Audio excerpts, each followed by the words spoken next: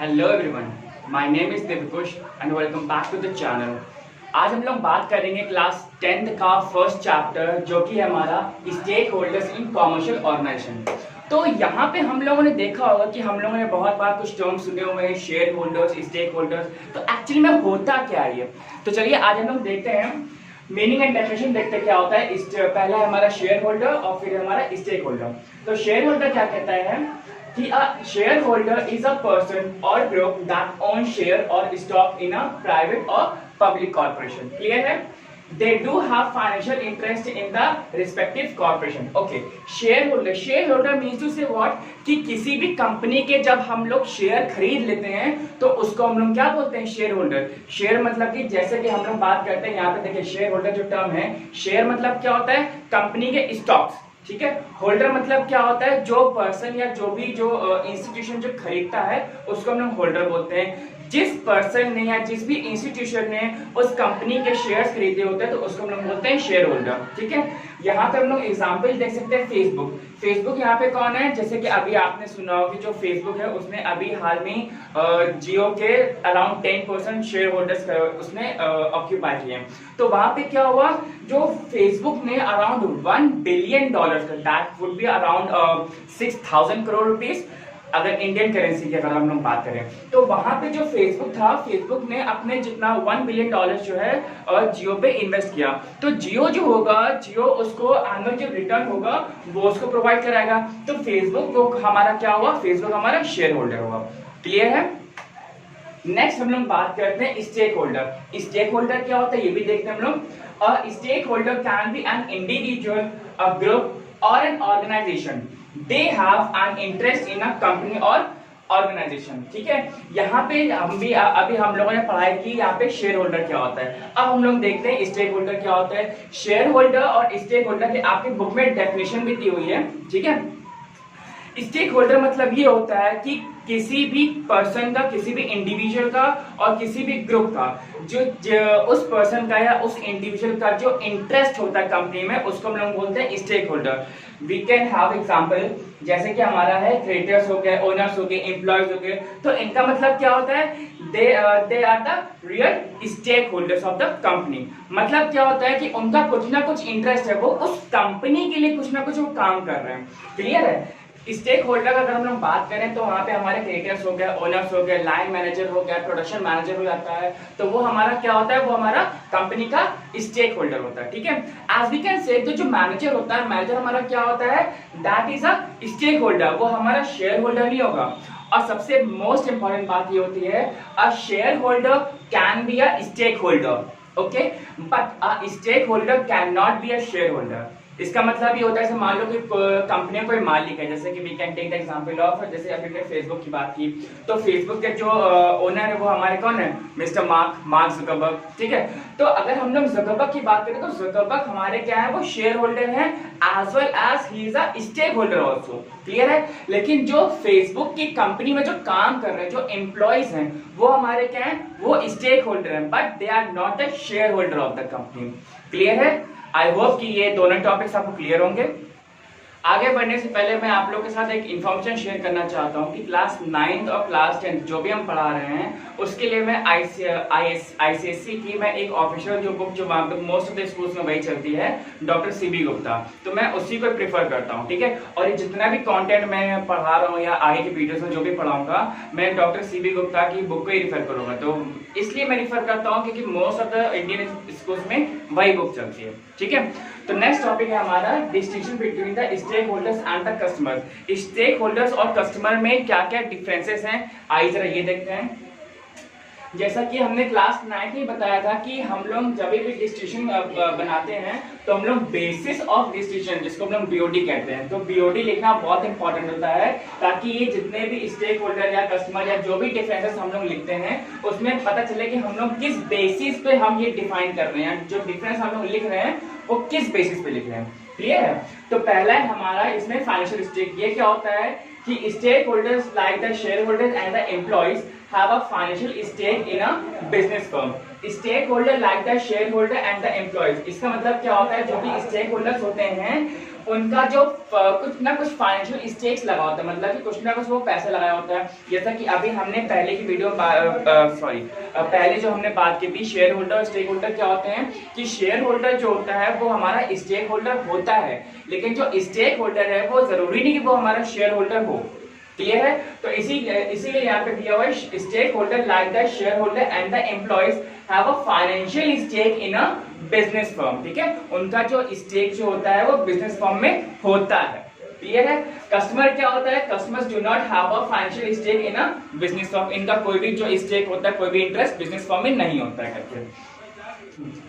Next हमारे पास supply of capital. ये क्या होता है, stakeholder supply financial capital और द ह्यूमन कैपिटल। इसका मतलब ये होता है जो स्टेक होल्डर्स होते हैं that used to supply the financial capital. Financial capital तो आप लोग समझ के, जो फंड्स हम लोग कंपनी को देते हैं वो।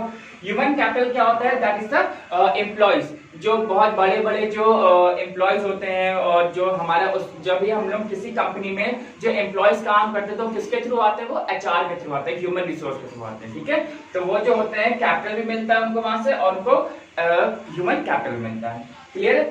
Customers do not supply any capital to the organisation. Customer जो होता है ना ही वो फाइनेंशियल कैपिटल देता है कंपनी को, और ना ही वो ह्यूमन कैपिटल देता है। क्लियर है?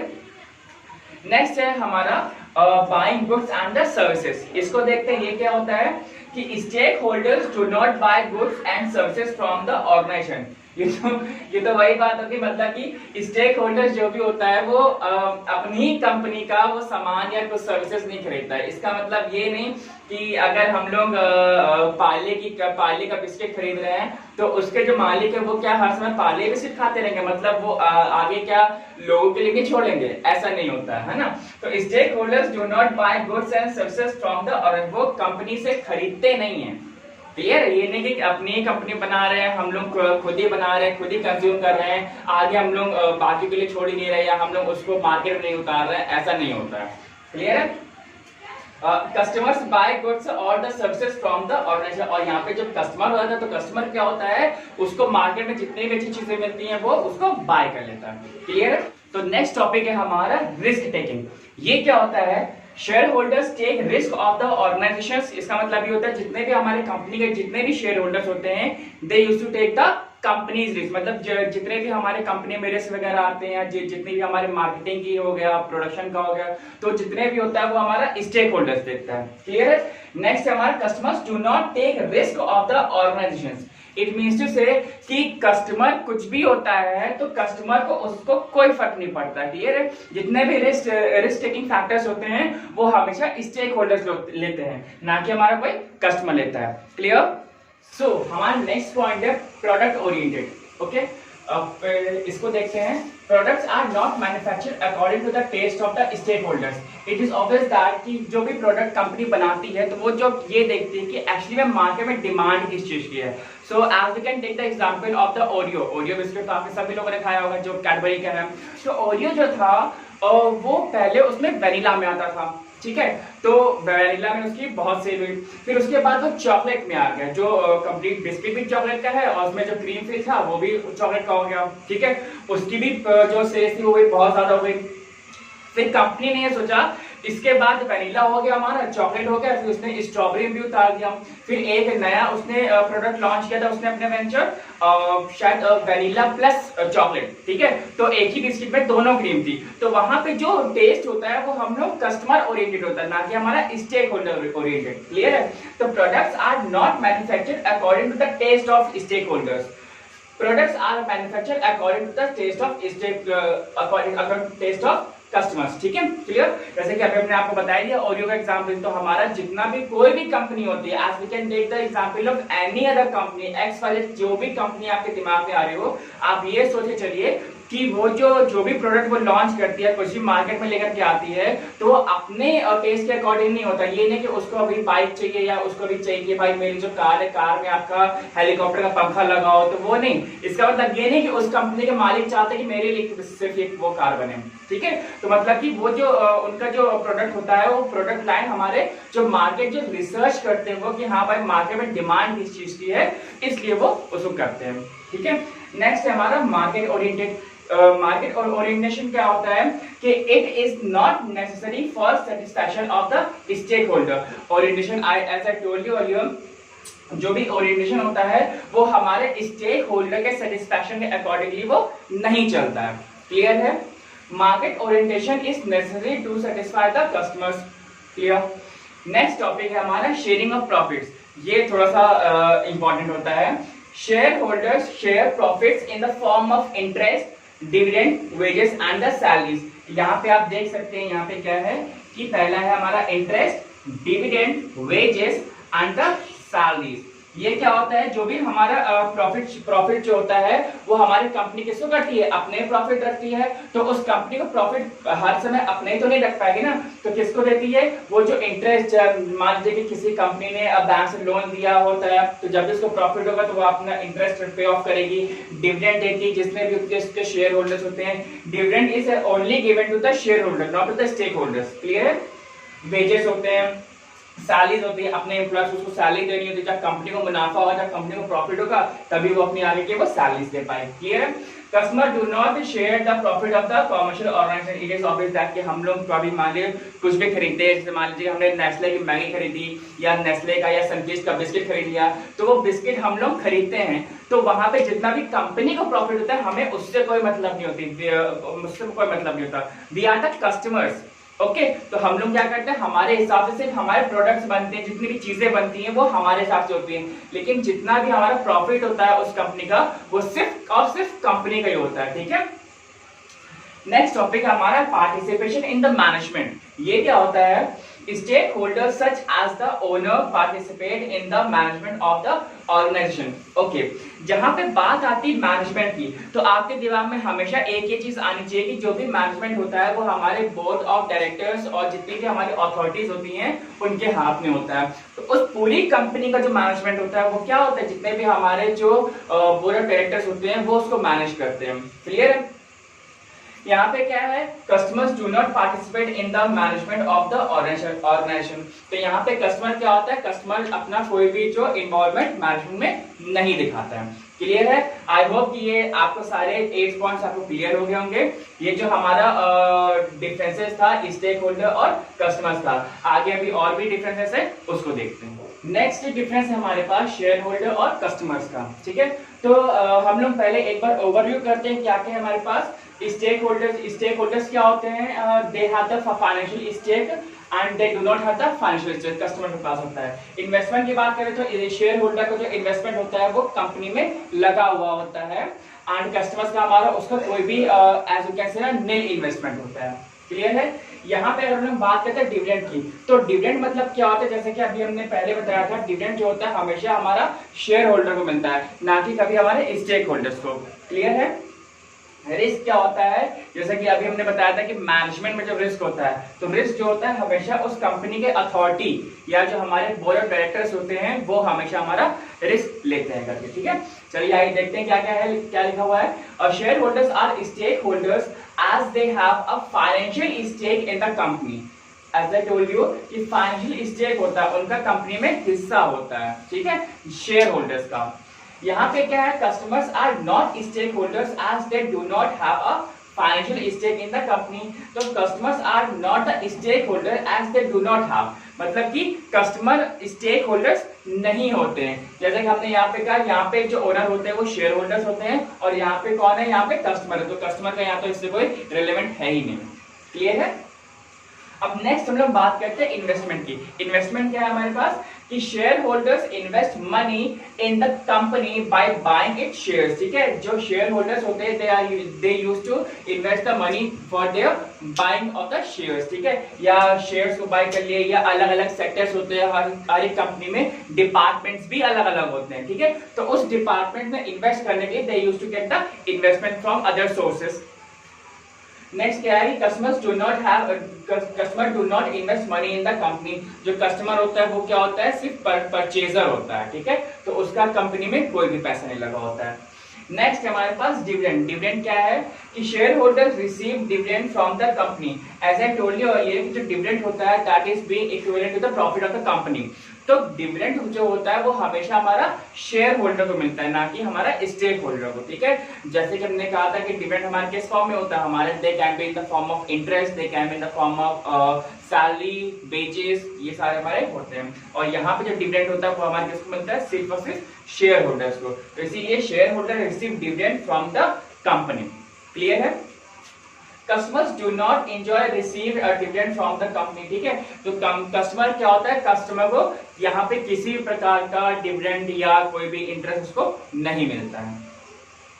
नेक्स्ट पॉइंट है हमारा fourth, that is the risk. Risk क्या है कि shareholder undertake risk of और loss on the investment made in the company. तो shareholder undertake risk of the loss. तो यहाँ पे क्या होता है, जो भी लॉस होता है या जो भी जितना भी कंपनी में रिस्क होता है, जितने भी रिस्क फैक्टर्स होते हैं, they are being occurred by the company. यहाँ पे जितने भी रिस्क वगैरह है वो आपका कंपनी बियर करेगी।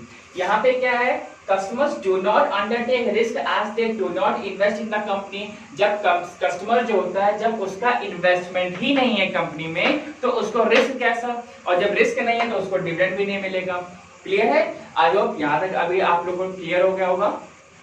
सो नेक्स्ट टॉपिक है हमारा distinction between the shareholder and the creditors, ठीक है।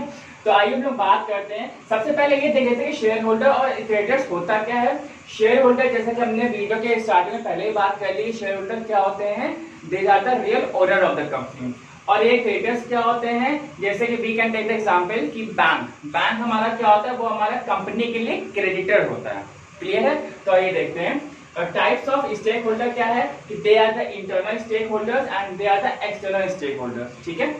नेक्स्ट है हमारा nature of the investors. Investment के हिसाब से कैसा क्या होता है कि they invest in the capital of the company. ये किस पे हमारा इन्वेस्ट करते हैं, ये कैपिटल पे इन्वेस्ट करते हैं। क्लियर है।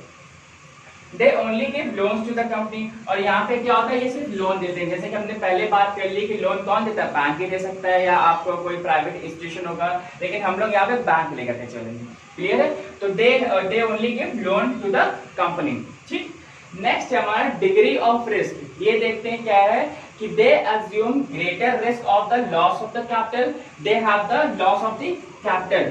यहाँ पे अगर हम लोग बात करें तो इस कंपनी को, अगर कोई कंपनी चला रहा है तो जब भी उसको रिस्क होता है तो उसको घाटा होने का बहुत ही ज्यादा वो होता है, तो मतलब लॉस ऑफ द कैपिटल। यहाँ पे क्या है कि they assume lesser risk of the loss of the loan. यहाँ पे जब ये लोन प्रोवाइड कराते हैं तो उसके साथ, लोन के साथ यहाँ पे लेस क्यों है भाई, यहाँ पे ग्रेटर है, यहाँ पे लेसर है। लेसर इन द सेंस इसलिए क्योंकि जब भी ये कोई भी बैंक या कोई भी आप लोगों को पता ही होगा कि कोई भी अगर आपको लोन देता है तो बिना गारंटी के लोन नहीं देता है। क्लियर है। चाहे वो आपका एजुकेशनल लोन क्यों ना हो। तो यहाँ पे तो हम लोग किसी कॉर्पोरेट कोई लोन दे रहे हैं, तो वहां पे होता क्या है कि इस कंपनी के जितने भी ओरिजिनल जो डॉक्यूमेंट्स वगैरह होते हैं या एसेट्स के डॉक्यूमेंट्स वगैरह होते हैं, वो बैंक के पास ऐसा गिरवी रखे होते हैं। तो अगर इनका लोन भी चला भी जाएगा तो वो उसको सेल करके वो अपना जो लोन का अमाउंट होगा वो रिकवर कर लेंगे। क्लियर है। नेक्स्ट टॉपिक है हमारा प्रॉफिट शेयरिंग। प्रॉफिट शेयरिंग हमारा क्या होता है कि they share in the profit of the company in the form of the dividend. As I told you कि जो डिविडेंड है, डिविडेंड हमारा क्या होता है, dividend only used to get by the shareholder, okay. और जो प्रॉफिट शेयरिंग होती है वो हमारे किसके थ्रू आते हैं, जो शेयर होल्डर्स होते हैं वो डिविडेंड लेते हैं, ठीक। यहाँ पे हम लोग बात कर रहे हैं शेयर होल्डर्स की, तो यहाँ पे हम लोग बात सिर्फ डिविडेंड की करेंगे। लेकिन अगर यहाँ पे हम लोग प्रॉफिट शेयरिंग की बात, जैसे कि हमने पहले वीडियो के स्टार्टिंग में की है, जो प्रॉफिट शेयरिंग होती है वो किसके बीच में होती है, एम्प्लॉयज के बीच में भी होती है। हम लोग वेजेस के रूप में देते हैं, सैलरीज के रूप में देते हैं, डिविडेंड के रूप में देते हैं। तो that is a complete profit of the company. Here we are just talking about the shareholder. Clear है। यहाँ पे क्या होता है कि they do not share in the profit of the company and receive only interest of their loan. यहाँ पे company को कितना प्रॉफिट हो रहा है, चाहे आप ये समझ सकते हैं कि अगर उस कंपनी को डिजास्टर्स प्रॉफिट हो रहा है तो हार्डली मैटर, क्योंकि अगर जो बैंक है, बैंक ने अगर मान लीजिए लोन दिया हुआ है, मान लीजिए लोन उसने दिया हुआ है 1 करोड़ का, ठीक है। तो 1 करोड़ का अगर उसका इंटरेस्ट लगाया हुआ है 10% का, तो 1 करोड़ का 10% कितना हो जाएगा आपका, 10 लाख हो जाएगा, ठीक है। तो they used to receive the interest of their loan, ठीक है। इंटरेस्ट मतलब ब्याज, जो भी उसका जो ईयरली जो ब्याज पड़ता है वो सिर्फ इंटरेस्ट रिसीव करेगी। क्लियर है। नेक्स्ट आता है हमारे पास मेंबरशिप। मेंबरशिप क्या होता है कि they are the member of the company and have the voting rights. they are the member of the company. As I told you earlier, they shareholder are the real owner of the company. कौन होता है ये हमारे real owner होते हैं, ठीक है। तो यहाँ पे अगर हम बात करें तो जो रियल ओनर होता है वही हमारे कंपनी के जो डायरेक्टर्स की जो मीटिंग होती है उसी में बैठ सकता है। तो वहाँ पे क्या होता है, जितने भी हमारे बोर्ड ऑफ डायरेक्टर्स के जो मेंबर होते हैं उनमें शेयर होल्डर हमारा एक इम्पॉर्टेंट रोल प्ले करता है। क्लियर है। और जो शेयर होल्डर होते हैं they have the full voting rights, they enjoy the actually voting rights, ठीक है। यहाँ पे क्या होता है, they are not member of the company and having no voting rights. यहाँ पे कंपनी के मेंबर नहीं होते and they enjoy no voting rights. Clear है। आई होप जितने भी अभी हद तक हम लोगों ने 3 डिफरेंसेस किए हुए हैं डिस्टिंक्शन, वो आप लोग क्लियर होंगे। तो ये जो वीडियो था ये आपका क्लास 10 का चैप्टर 1 का वीडियो था, जिसका अभी ये सिर्फ फर्स्ट पार्ट है। और अगर आपको ये वीडियो अच्छी लगी हो तो वीडियो को लाइक करिए, और अगर आप मेरे चैनल में नए हो तो सब्सक्राइब करो यार, ठीक है। Till then bye bye and thank you very much.